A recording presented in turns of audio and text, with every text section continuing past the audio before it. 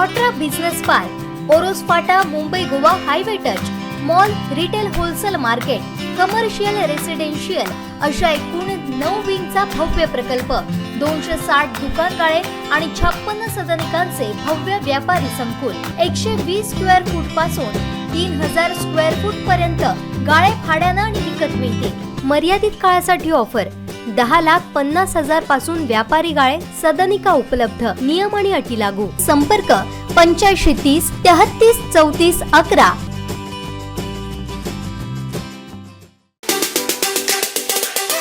आभार मानत होते त्यांनी असं बोलावं हेच दुर्दैव आहे। माझं मंत्रीपद हे काय मला राऊतांनी अजिबात दिलेलं नाही आहे, उलट मला राज्यमंत्रीपद दिलं। त्यावेळेला उद्धव साहेबांनी स्वतः मला भेटून सांगितलं की तुम्हाला कॅबिनेट करायला पाहिजे होतं, परंतु या लोकांनी बाळासाहेबांच्यावर असलेल्या सिनियर मंत्र्यांनी काम केलेलं आहे, त्याच्यामुळे मी तुम्हाला राज्यमंत्री केलं। त्यांना माहिती होतं की बीजेपीने मला मंत्री करणार होते, कॅबिनेट मंत्री, आणि मला कोकणची जबाबदारी सुद्धा दिली असती।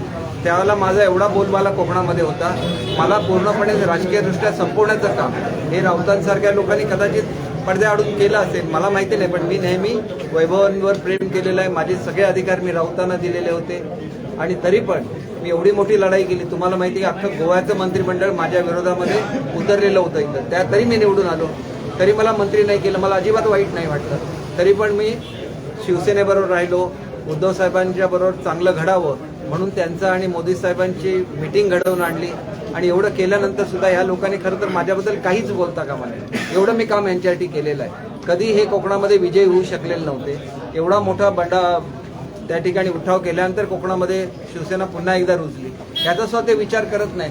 म्हणजे कसं आहे की आपण आयते निवडून आले, कधी ते कोकणामधून निवडून आलेले नव्हते, आणि निवडून आल्यानंतर ज्यांच्यामुळे निवडून आलं त्यांना नाव ठेवणं ही जर त्यांची संस्कृती असेल तर त्यांनी आपल्या संस्कृतीप्रमाणे चालवा, आम्ही आमच्या संस्कृतीप्रमाणे।